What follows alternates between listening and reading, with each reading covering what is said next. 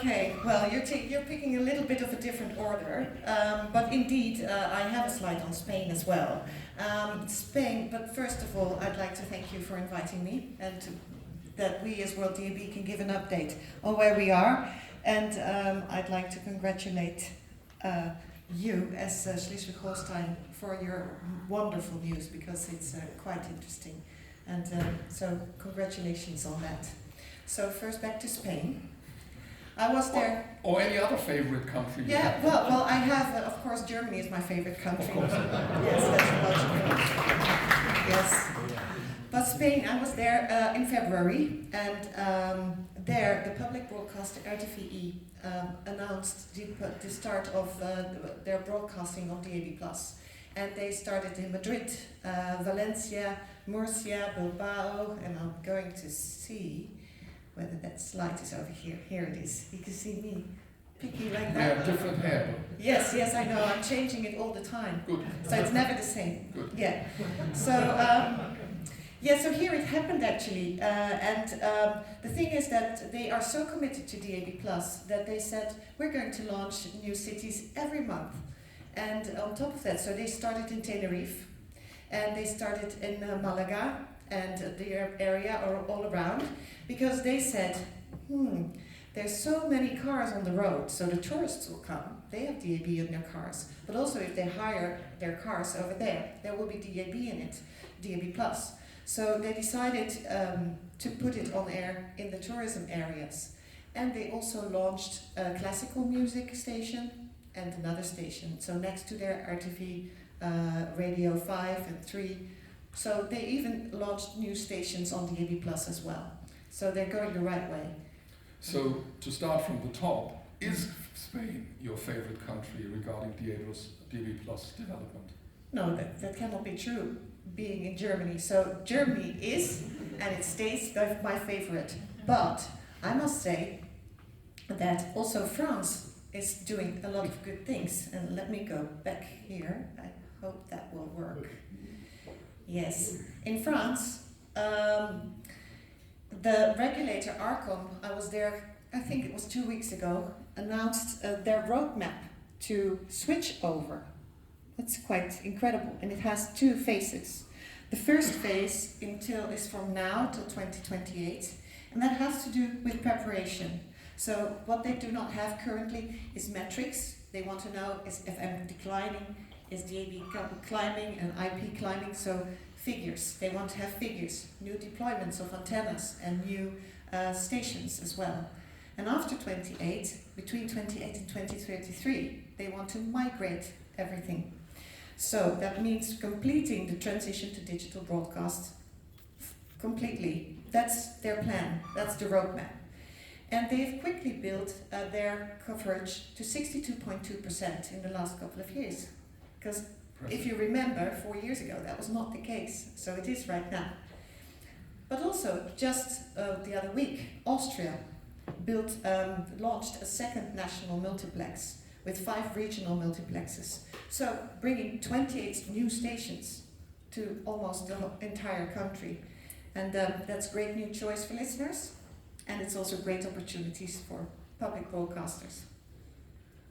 So which areas do you think are still undervalued, where they could do more, even though it might have a good chance for development? Well, there are several key areas. As you can see on the map, you can see Africa, Middle East, Asia. And just the other, let's say 1 month or a half ago, I was with the RRI Indonesia team, because last year in August, they are working on developing a plan for DAB+ in Indonesia. But also in Thailand, just the other week, the NBTC, the authority there, published a report on the successful DAB+ trials in Thailand, and they're now consulting the frequency planning and receivers and manufacturers, etc. So that's what they're doing over there. And then looking to Australia, which is a country, there is DAB+ already very, very far and very prominent. Yeah, so just the other week, just the other month, ABC and SBS launched their new stations on the Gold Coast. and they're growing audiences, also amongst younger people. So we spoke about Spain and maybe Switzerland. You want to highlight that as well?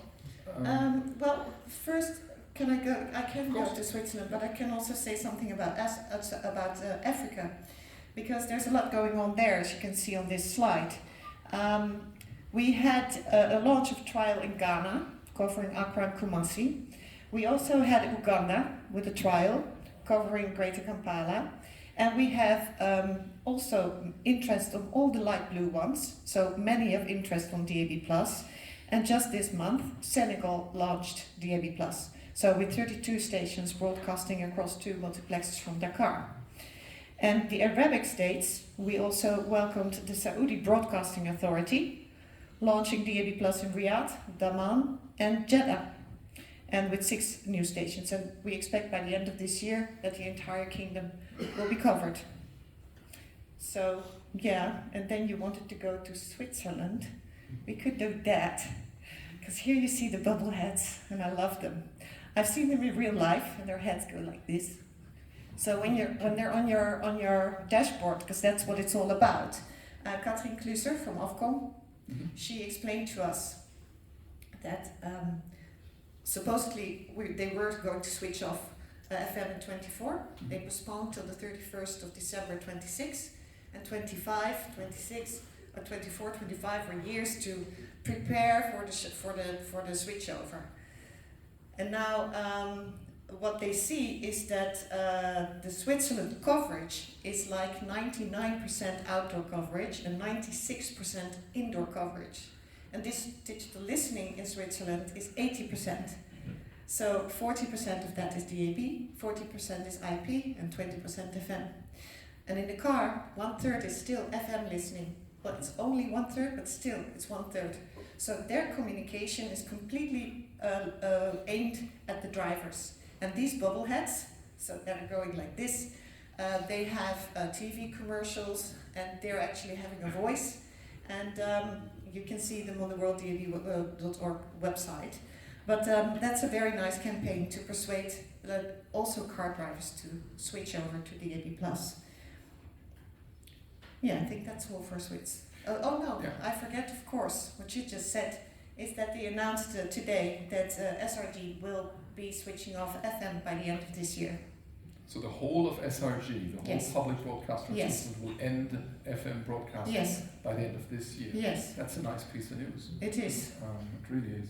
About 70% of the population in Europe could technically listen to DAB+, if they had a DAB+ radio, but not all of them do up to this point. What can be done to push the sales of DAB+ radios? What would you say? Well, 70% is able to listen. So what we see is, just to make it a bit in a context, 129 million devices have been sold to today, but quite a lot. So, and of course, to put that more in context, in the UK, last year it hit 50 million, so it's over there. And in Germany, it's now over 25 million. In Italy, it's over 10 million. And in cars, we know that 96% of new cars come with DAB+ as standard, and it might even be a little bit more, but we don't have data for all the models and makes. So there's now a huge installed base with DAB+, and a wonderfully rich range of radio stations available to listeners in many, many countries, and many more stations than on FM. And that number of countries is also increasing that adopt DAB+ as the follow-up for FM. And we know that listeners are using their radios in the car. For example, the latest audience research in the UK, from released last month, showed that DAB+ share in car, the listening has reached a record height of 57.5%. That is 7 percentage points up from last year. So that's what happens at this moment. It's really a momentum. But you just ask, can we do more? And these are the 5 C's, and I think that many of you already saw them before. And you've heard the word today many times, and it's all about collaboration. It's about all parts of the sectors working together, like broadcasters, regulators, manufacturers, retailers, everybody. And communicate the benefits of DAB+ to listeners, but especially also on air. So the real heroes of the listener tell their own listeners what it's all about. And we know that the DAB+ devices can play a critical role in emergencies as well. So we will have another session on that. We'll speak about that in a second. Yes. So yeah, communication, that stays essential. And do you think that also, yes, communication is central, and offerings, of course, products that are available, that are attractive. But do you think it also needs regulation? So not only a pull from the products, but also a push, because politics and regulators say this is where we want to go, so that more households have to buy digital radios. Well, we can see it's very handy when there is regulation. We can see that, like with the cars. I mean, the fact that we don't have an issue there anymore, and a couple of years ago we were still talking about how do we get them in cars. Now it's obligatory, it's over there. And there are countries that have, like Flanders, for example, obligation since 21 to have DAB standard in every radio. So any radio sold in that market needs to have DAB+ in that radio. And that actually helps because it moves up, it makes it easier. The retailers have it in their stores. In the Netherlands, for example, we talk to all the retailers because it's not obligatory, but there are preferably no FM only radios anymore in the stores. So, of course, it depends, as we heard before, where a country is, what is appropriate in that country, can it be put in as legislation or not. So it helps, and I can only advise, if possible, do it, and otherwise do it.